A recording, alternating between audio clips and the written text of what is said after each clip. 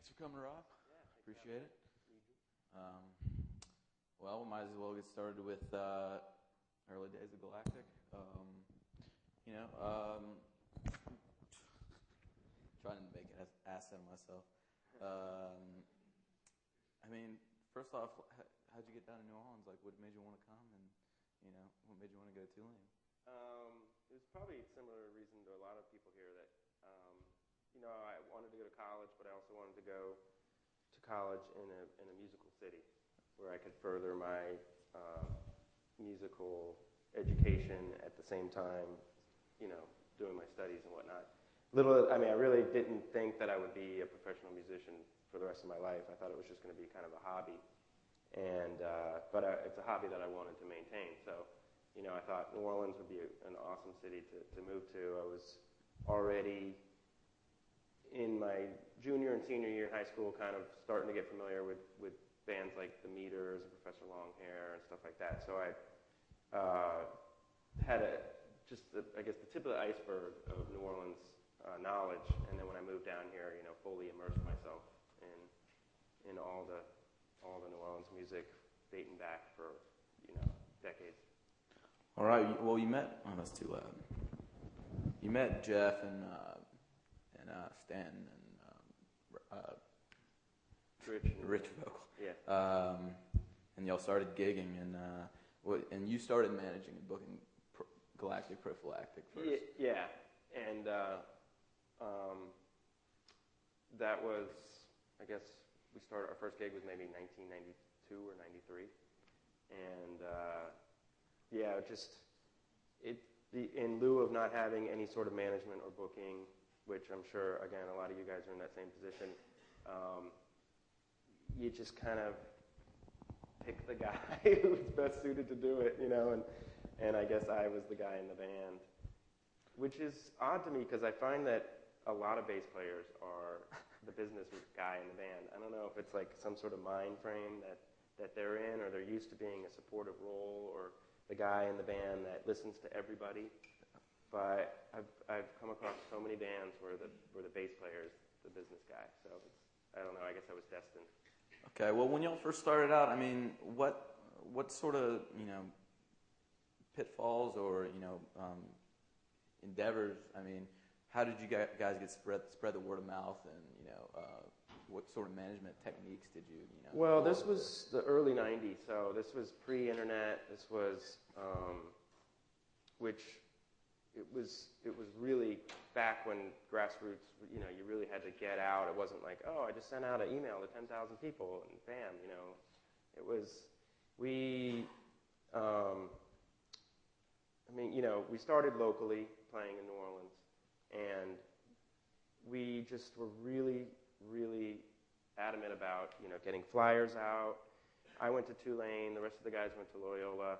So we had that going for us. We kind of had both colleges, and we would print up little flyers and just hand them out and just work it really hard to try to get the word out.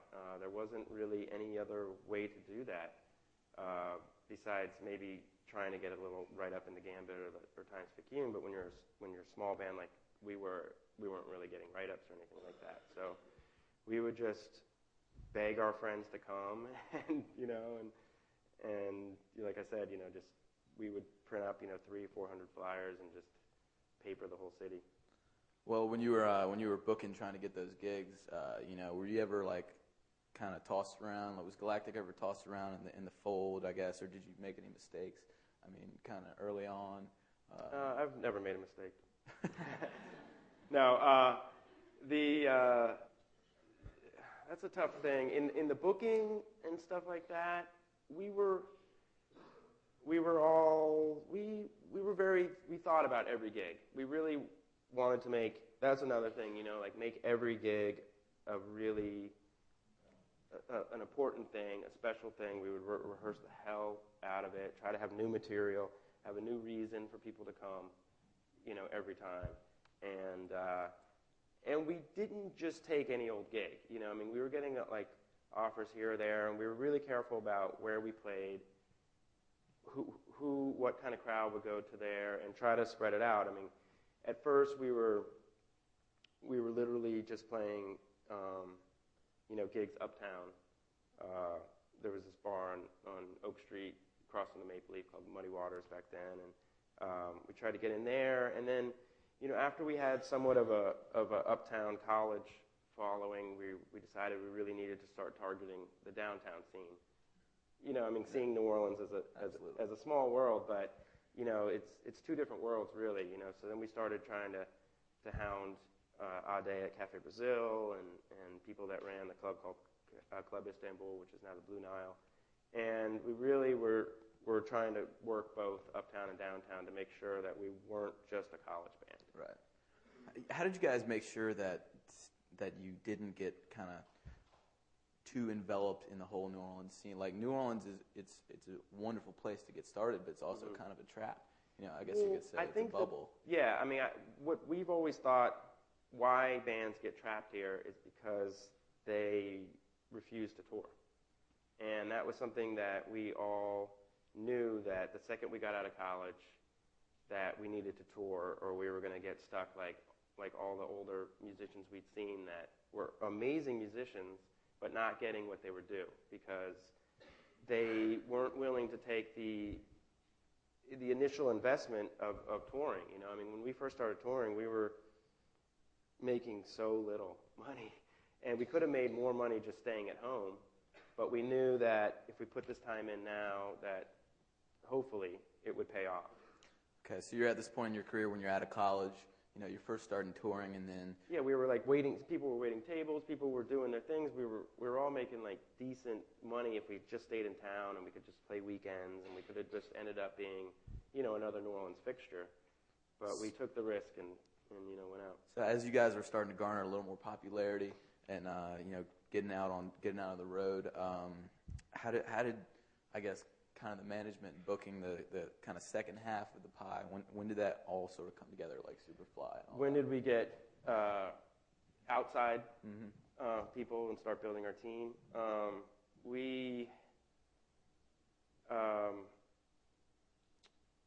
I guess I booked our first tour, which was, we bit off a lot. We went out for a 5-week tour of the West Coast, and it was really hard to do that, especially before internet, before cell phones.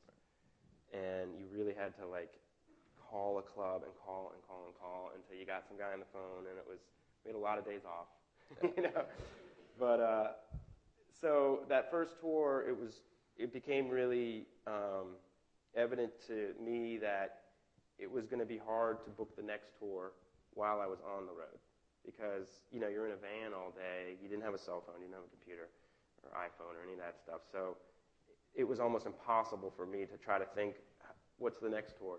How am I going to be 3 months out and book the East Coast tour? So while I was calling clubs and just talking with people, I came across a guy named Mike Luba, who works with Madison House, which is a management and booking agency. They were then they were out of Athens, Georgia, and he's like, I was just trying to book a gig in Athens, and he's like, man, let me just take it on for you. Let me help you out. So he was the first person that we brought on outside of the band to help us work, and it was so worth it, because for one, when you're not in the band, it's a lot easier to ask for money. When you're in the band and, they're like, well, how much do you want? And you're like, well, I don't know. I mean, you just feel like your own self-worth it's hard to feel confident asking for money or also demanding, rider items and stuff like that. You're more just thankful that somebody answered the phone. But this was an agent, and they had a small roster at that time, but he had enough connects to put together, our East Coast tour, which followed the West Coast tour. And then that company continued booking us for about 3 more years. So in other words, it's easier for someone outside to who digs your sound to really get involved and, yeah, on your back and I've even given some advice to a friend, Steve, in Gravy, because he was booking his own thing, and I was like, and something I did actually on a couple gigs where I would pretend I wasn't me. I would pretend I was, Robert whatever from some fake booking agent name, because it's just a lot easier to represent somebody else than it is to represent yourself. Absolutely. So when did Superfly come in? Well, we went through a few managers before then. They came. We actually signed with them on like September 11th, 2001. Oh, wow. And that was a really, really sad day. Yeah. It was really weird. Like, we all got together, and it was just like, wow, what's the future going to be like? And but we went through originally our second piece of the team that we put together after the booking agent was, I could still handle managing the band. So I did that for probably our first 2 years of touring. And then the next step was, okay, we need a manager because it's just too much. It's taken away from my ability to practice and my time. And just, again, it's almost easier, like when things go wrong, it's easier to blame it on some manager than for the band to be mad at me.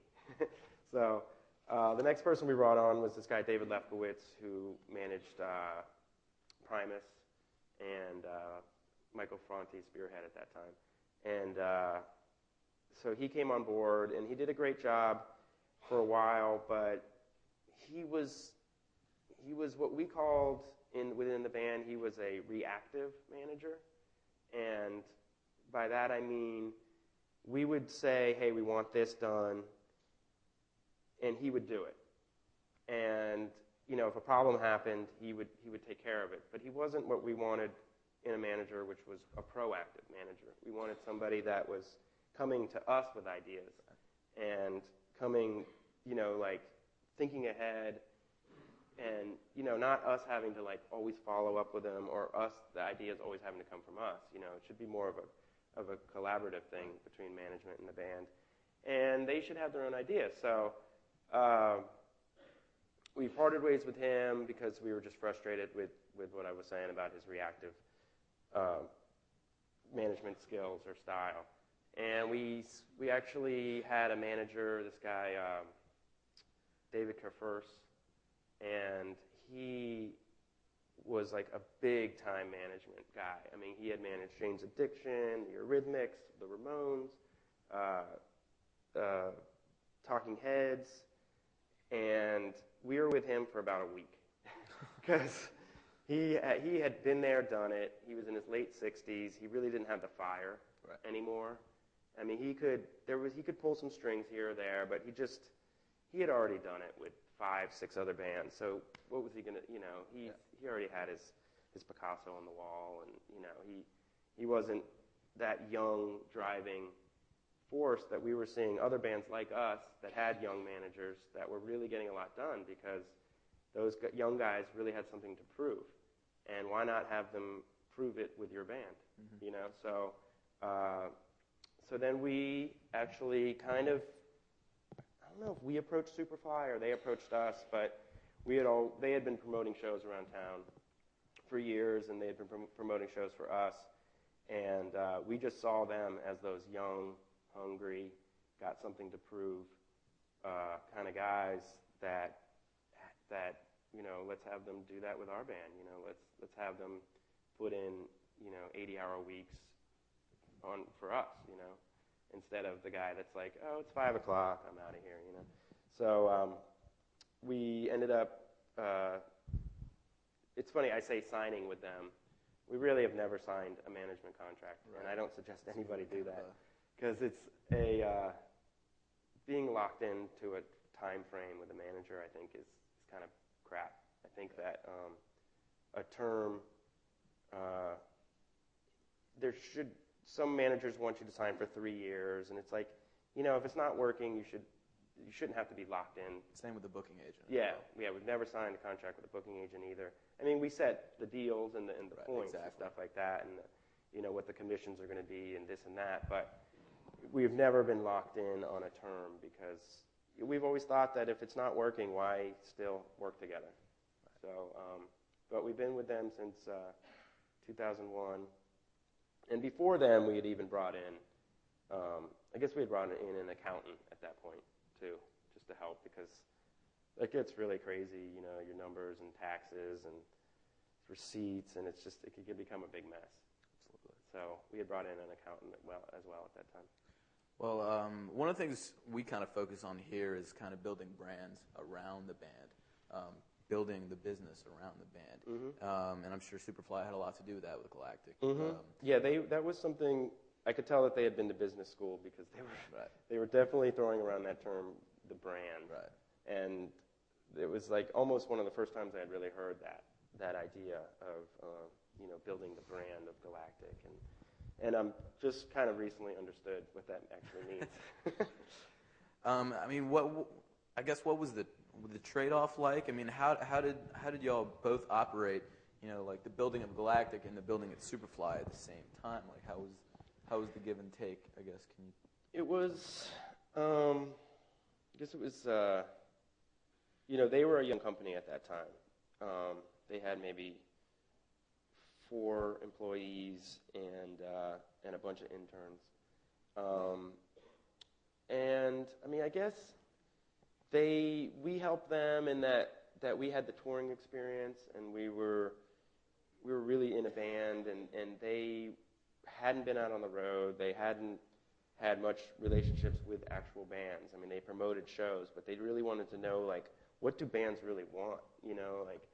Like when they show up, what will make a band really happy at the show that'll make a band remember that promoter next time and want to use them again, even if maybe it's less money, but they treated us so well and they were so friendly and they really, this and that. So, we gave them advice on our experiences from touring and on the road and stuff like that, and they just had a drive. They had a drive. I mean, they're the ones they put on Bonnaroo now and stuff. So right. I was about to say they really just had the work ethic, and they were all just very intelligent too. That obviously helps. Yeah, absolutely. Yeah, I was about to talk about a little festival in Tennessee that they put on. Yeah, and they were actually, they consulted with us a lot about Bonnaroo at the beginning. Like, do you think this will work? What do you think? Is it? So I actually had a hand in the planning process. I mean, I'm not going to say like a hand, but I mean they definitely consulted with Galactic and the guys just to see what we thought of the idea and the diversity of the bands and stuff like that.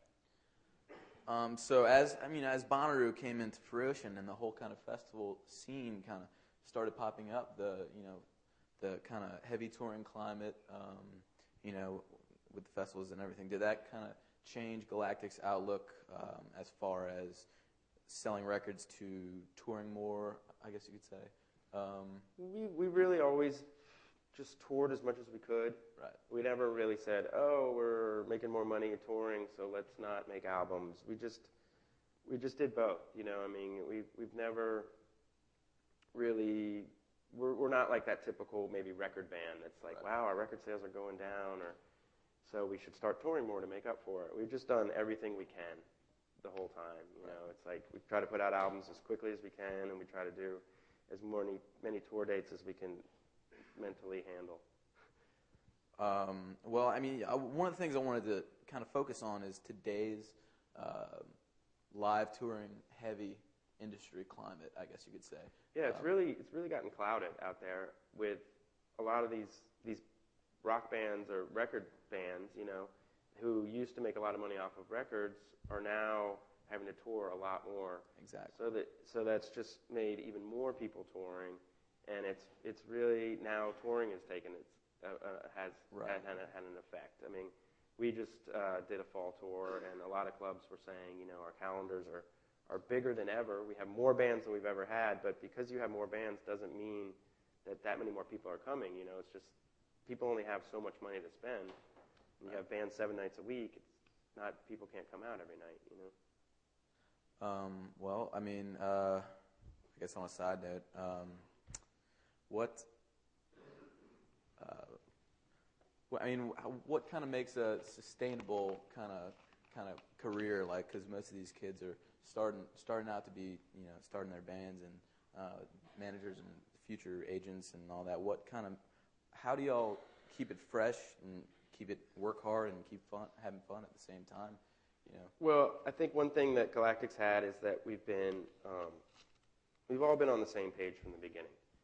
And I see that one of the biggest problems I think I see in bands is not every member is 100% down. You know, maybe one guy in the back of his mind's like, I should have gone to law school, or, you know, like we all were really on the same page, and I think that's been a huge aid to our longevity and our success. And also we all pitch in, you know, and we all, you know, if somebody's slacking or whatever, we get on each other. I mean, we have interband conflicts and fights and stuff like that, but and I think that we're fortunate because of that. I don't think that every band has that ability to have everybody be on the same page and all giving, you know, all pistons trying to fire at the same time. And that's just a luck kind of thing to me. And I think that, you know, there is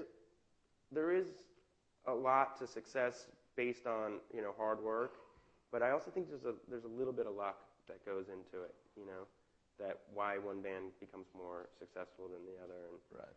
And you know, I'm not saying that we're the best band in the world, but I think that we're one of the luckiest, maybe, you know.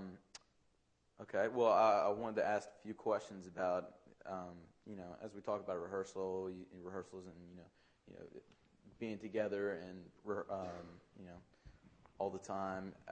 Your sound, I mean, how has it, I guess, evolved over the years? Well, I mean, you know, for anybody that doesn't know the band, we were definitely, one of the reasons that we all came together was because we all really dug the Meters, which is this great, you know, instrumental New Orleans band. You better know the Meters. What's that? So they better know the Meters. Yeah, if you don't, check them out. So that was our musical knowledge that we all, you know, were cohesive on, like, oh yeah, we each liked the individual players that represented our instruments. So you know, we first started out definitely more New Orleans rooted, Meters type music, and our first album that came out in '96 is definitely very retro. We even recorded it at C. Saint Studio, where the Meters recorded a bunch of their albums, and we really wanted to go for that sound. And I think that it was a great starting point, and it gave us a link, you know, something to go for. But I think the more you start touring and the more you're out there, the more that you realize that finding your own sound and being something unique is the most important thing to standing out. And so I think ever since that first album, we've slowly been evolving into trying to find our own sound and trying to be something, trying to not be the Meters, right? And trying to almost drop that comparison. I mean, I don't know how many reviews or, you know, press clippings from those early years, the Meters are always included in it, you know, and it's like something at first we were like, yeah, they're comparing it to the Meters, it's so cool, but after a while you're like, but what about us? Like, yeah. You know, like we want to just be Galactic. We don't want to be like Galactic. They're kind of like the Meters. So is that when y'all kind of got into the, you know, Late for the Future kind of ruckus? Yeah, a little more experimental. Yeah, exactly. Trying to be more experimental in the studio process. It was also a time when Pro Tools just came out, so it made it a lot easier to become more experimental. You know, when we were first recording. In the 90s, we recorded to 2-inch tape, and it was very expensive, and studio time was very expensive, and it was really hard to experiment. And one of the best advice that Superfly, our management, gave us in 2001 was, you know, let's take this next record advance, and let's buy studio equipment. Let's take make a band investment and build your guys' own studio, your own fun house, playhouse, where you can go in and, you know, spend 2 days on something that maybe might not even work, but at least you gave that experiment. In the earlier days, you couldn't afford to spend 2 days, you know, trying to come up with some cool drum thing, or, you know, it's just too much money and too much of a risk. Absolutely. And too much tape and whatever. So once we got, our own studio set up and the preamps and the mic and the mics and the computer and all that, I mean, it's really broadened our ability to experiment and try to come up with something our own. Well, one of the questions I had for you is how important you think is, obviously it's important, but continuously writing and playing new music every single night. And it is so important for on so many levels. I mean, going out and performing, there's nothing like playing a new song on stage. It's so exciting, I mean, so that builds like the inner morale of the band of like, yeah, we're playing new music, because if you guys are, most of you guys are musicians or you play gigs and stuff, it's hard to play the same tunes over and over again and still have that same spirit. And there is nothing like the first time you play a song. I mean, that's like sometimes the best that the song will ever be. So we are always trying to push forward and push ourselves to rehearse. And it becomes harder and harder. I mean, people have families and the older we've gotten, and people have less time to be able to do stuff like that. But it's something that I think is not only beneficial for the band. I mean, obviously the fans want to hear new stuff. Although there's a small contingent of our fans that wish we were still the same band we were in 1996.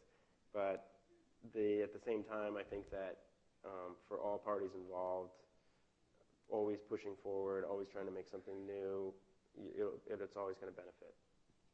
So we got some stuff on the horizon for Galactic coming out. Yeah, we have a new album coming out in February, and we had a longtime singer, and we parted ways in 2004 due to some health reasons. So we were like a largely instrumental band, but we still really always loved collaborating with vocalists. So for an album that came out in 2006 from the Corner of the Block, we made an album that we always wanted to make. We always thought that our funk sound would really collaborate well with some of our favorite MCs. So we enlisted all these people that we had made friends with over the years, from Charlie Tuna, Gift the Gab, all these underground people. And you, right? And even Juvenile, a local, superstar. He actually had contacted us to be his backing band on this Jimmy Kimmel performance. So we had already had a relationship with Juvenile. He had seen that we could work with his sound and stuff. So it was like this album we'd always wanted to make, and we were like, let's just do it now. So that was the previous album. This album that's about to come out in February, we wanted to bring our focus back to New Orleans, back to our roots here, and collaborate with some of our most favorite people here. But at the same time, we didn't want it to be like your dad's New Orleans album, that like stale whatever, that's been around. So we really wanted to show what's real about New Orleans and connect the dots between Alan Toussaint and Irma Thomas and the Morning 40s and Rebirth and some of the sissy bounce rappers out there like Katie Red and Cheeky Black. Cheeky Black's not sissy, but bounce rappers, and that is all New Orleans, and that it all connects together. Right. That it's people think that it's a specific thing, like, oh, the record's got to be like a brass band album, or it's got to be an R&B album, or it's got to be a bounce album. But in New Orleans, it's not like that. I mean, everybody listens to everything. Yeah. And you go hang out with the guys from the Rebirth, and they're listening to some bounce music, and you go hang out with the bounce guys, and they're listening to like jazz music, and so everybody listens to everything. And it's stupid, I think, that people think it has to be so genre specific. Well, as we kind of get into the New Orleans type thing, have you guys kind of embraced your New Orleans, obviously, and kind of focused more on, Yeah, we had branched out. I mean, pretty much everybody we collaborated with on this From the Corner of the Block album was not from New Orleans. And we did that album right during Katrina, and then I think Katrina really brought home to, I'm sure, everybody here, but the importance of the city and how much it really means to everybody, and how much we almost lost it. Right. And I think that when it came time to make the next album, we were like, it's time to make this album, because who knows if we'll ever, let's say another hurricane comes and it's like it's gone. So we really wanted to do it while we still could. And y'all kind of have a conscious effort of trying to export the New Orleans kind of vibe to the rest of the nation. Yeah, we love to feel like we are bringing a New Orleans party right. to every city we go.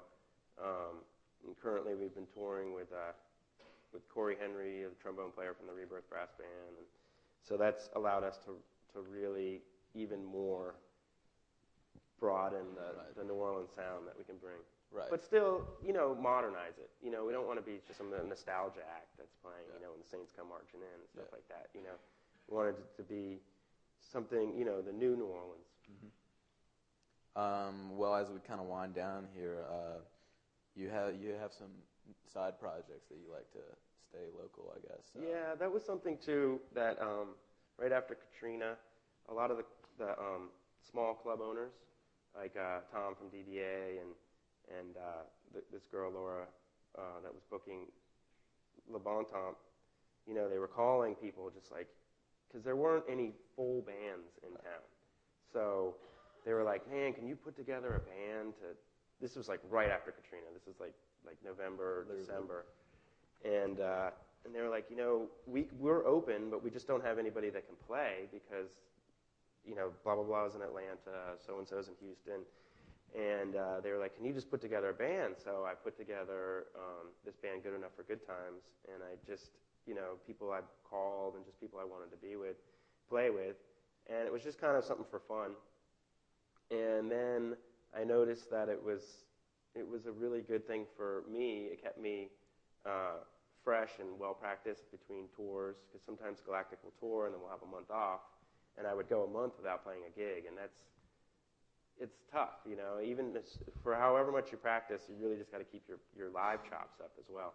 So I just kept it going, and we played a gig last night, and I'm in the middle of a Galactic tour right now, so I just try to keep as busy as I can now. My wife probably doesn't like it that much, but right. I think it's great for your playing, and I think that to broaden who you play with is really key.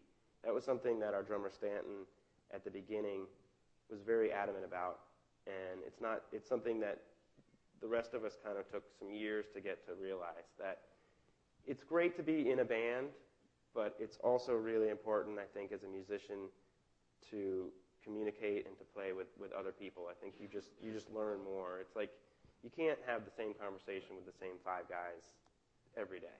Exactly. It's like you gotta talk to somebody else and then you talk to them and you get a new topic and you bring that back to your. It brings more musical influences. Yeah, and it just broadens the whole thing, and it just enriches any project that you're in. Well, we got about 10 minutes left. If y'all want to start asking some questions.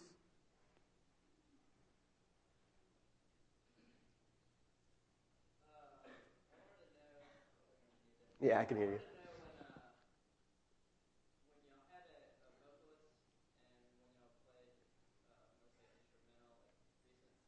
Uh-huh. How's the songwriting process been different? That's a good question, because it's very different what you write for vocals.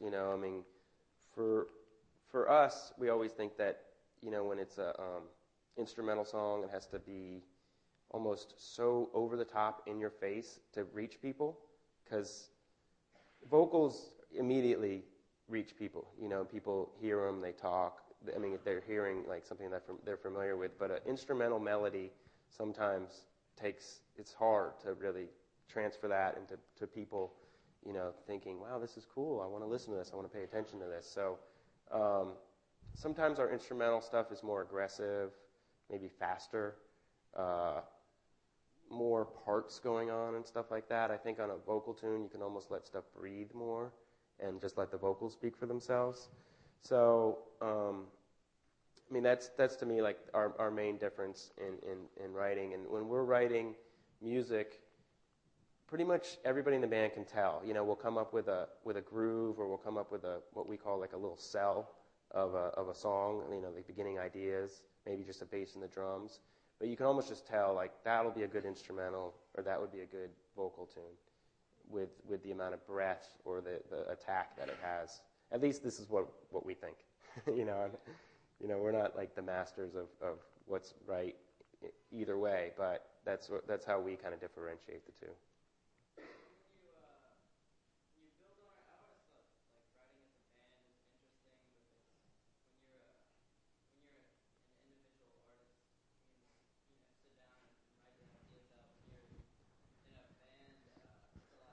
Yeah.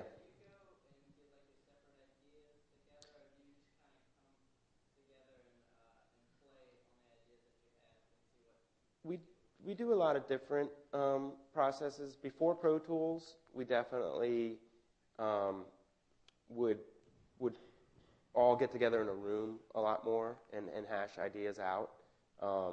What we would do a lot back then was we have improvisational moments and stuff like that, and if a moment happened, those moments in shows where you create something new and you're like, wow, that was really cool, we would record all our shows and we'd make a note, and at the end of the tour we'd go back and like listen to those moments and then try to expand upon them. But now with Pro Tools, it's a lot easier to just kind of slowly build on top, and it's not as much all of us all in the same room. It's more like we'll kind of build it like a house, start with like the foundation, drums and bass, and then try to figure out some sort of melodic content or some sort of chordal thing to go on top of that. And then, what's going to be a good change, or, it's become a lot easier for us to do it with the use of Pro Tools. And you can kind of manipulate everything a lot easier now, and move this part here, and I mean that stuff wasn't around when we were first making music. Sure.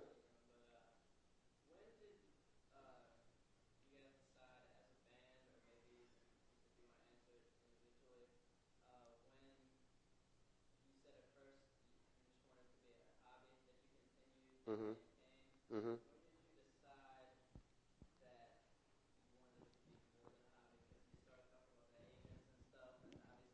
Yeah, at that point we had already decided. I think it was once we saw a little bit of success. Once we started seeing, over 200 people come to our shows and stuff like that, it was like, wow, this could actually be like a profession, and you started making decent money, or I started making more than I was making waiting tables, and that was like, cool, this is way more fun than waiting tables. So, maybe this could be my job, and so I think that it was just from like that, from seeing a little bit of success, and luckily it was right around the time when we were all graduating from college, so it was right, perfectly timed with the time where we could really give it 100%, start touring. Uh-huh. Mm-hmm. Noah, got a question?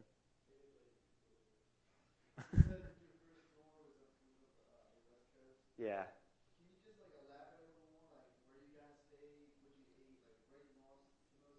Yeah, that's good questions. We made the most money because at our keyboard player's sister's wedding. that was like a big anchor date, But I mean, the routing, like I said, I booked it. The routing was horrible. It was like New Orleans, 2 gigs in Colorado, then a gig in Vancouver. It was like the guys wanted to kill me, I mean, but we. You drove the whole way? Yeah, we drove in a 78 brown on brown Econoline van. Excellent. It was really killer. And I think that since the band was really, we were all like really wanted it, and we were all on the same page, and we were all equals. No one was making more or less money. That it was easier to make sacrifices, like, one hotel room for 6 of us, sleeping on the floors. You've heard it before, just trying to hook up with as many friends and family. And we kind of kind of booked the tour. You know, we had some people in San Francisco to stay with. We had some people in LA to stay with. So I would try to book our off days to be around that, you know, where we didn't have to coop up in a hotel, because that's where back then, that was where you really got a lot of money sucked up. I mean, gas prices are a lot higher now than they were back then. So gas wasn't as significant, but the, you know, hotel rooms are just, they eat up a lot of money. And luckily, you know, we didn't have anybody to give commissions to. So, you know, because right now, if you have a manager and a booking agent, you're given, you know, a quarter of your money right off the top, which that's a lot when you have all those expenses and stuff like that. So that helped out being, you know, self-run, saved us a lot of money. But like some pitfalls, I mean, I remember one club in LA that didn't pay us, and I mean, that was like a horrible experience. You know, it's like the place was packed, but some strange deal, and this guy kind of like totally screwed us over. And that's something that if we had an agent, we might have not have gotten screwed over as easily. But since it was like kind of a word of mouth deal, that was a fault. I think that if you're going to go out, you know, especially nowadays with email and stuff, there's a lot more ways to protect yourself and have documentation of what was said. But, you know, I was like, dude, you said this. And he's like, no, I didn't. You know, it's like, what can you say? You know, you've already done the gig. You know, they've made the money. So, and just, I mean, stupid stuff like, you know, we'd stop at a grocery store and buy like bread and peanut butter and jelly and try to do whatever we could to just trim it down. I mean, we were making so little money. It was crazy. But New Orleans was also a very cheap place to live back then in the 90s. I mean, my rent was like $160. So Where at? and I had Where at? on my magazine in Jefferson. Right. I mean, rent was so cheap back then. It was so amazing. That really helped, being able to do stuff like that. So.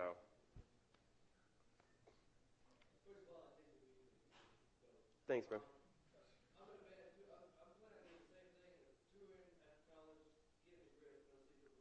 Mm-hmm.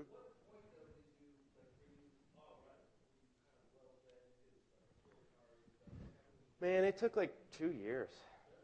Yeah. I mean, no. It's 2 years of touring. You know, like, I mean, 2 years, and we were doing 175 gigs a year.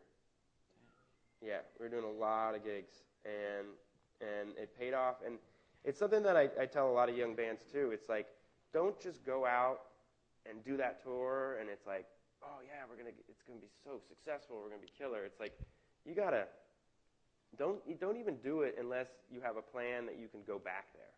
Because if you can't go back there 3 or 4 months later, they're gonna forget about you a year or two later. You know, you can't do like a West Coast tour and then expect people to still remember you 2 years later. Like, our plan was like, no, we're going to go do the West Coast, we're going to do the East Coast, then we're going to go back and do the West Coast.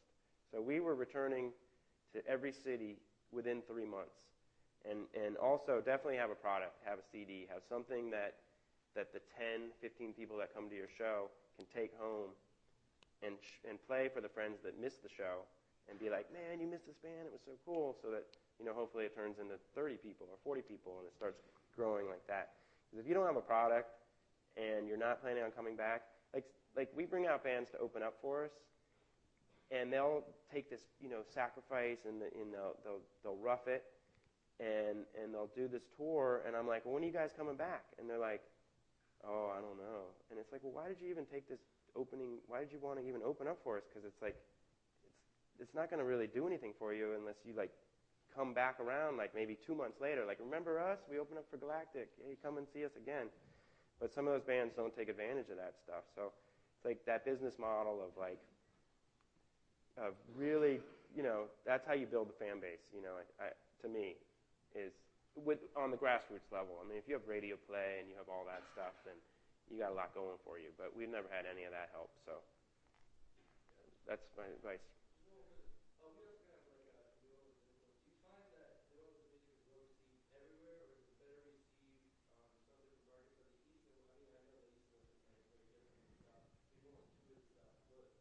Man, yeah, I mean, like it's like Colorado and San Francisco are really receptive and New York to New Orleans music, and you'll find that like I find like most of the tourists that come down for Jazz Fest, a lot of those people are from those regions, and touring, you know, if you have a really killer Jazz Fest schedule or something like that, you know, like hitting. Let's say you got like 10 shows during Jazz Fest, and you're gonna be getting a lot of new fans. It's really a great time to then, you know, come June, go to Colorado and San Francisco and capitalize on your new fans again before they forget about you. I mean, there's a lot of music out there. There's a lot of shows. It's easy for people to remember a band one night and then, you know, a month later be like, yeah, I can't remember their name, but you know, they were good, but you know, so just keep it in people's heads. And another thing that we did when we first started touring, which is a lot easier and cheaper to do now, but I mean, definitely do a mailing list. Go out to the crowd. Go out like, you know, right when you're done, go out into the crowd. You know, don't even go backstage. You know, go out and meet the 10, 15 people. Get them on a mailing list. Talk to them. Give them that human element, you know, that thing. And I mean, we used to have to send out postcards and you know, put stamps on it. Now you can just get an email list, and it's a lot easier to keep in touch with people like that. So, I mean, we didn't even have a website or anything. You know, it was like there was no way for people to know that we were coming back unless they gave us their address and we sent them a postcard saying, we're playing this small, crappy club. Come and see us, you know. How would you get, like, you said you were in Vancouver. I mean, how do you get anybody to show in Vancouver? Well, Like anybody? yeah. I know. No, I know. It's hard. We were fortunate enough to be, you could say fortunate or unfortunate enough, like we were tagged as this acid jazz band, which was this term, a genre back then. So we played a lot of clubs that catered to acid jazz or whatever you want to call it. Now we're called a jam band. We're always tagged something that we're upset about. But so there was like DJ clubs or, you know, like acid jazz clubs that we would play that had built-in crowds. So some of those shows were the most successful. And Vancouver happened to have this promoter that was you know, into acid jazz. We got time for one more question. Anybody got one? Who dat? Who dat? Let's get to the game. Thanks, you guys.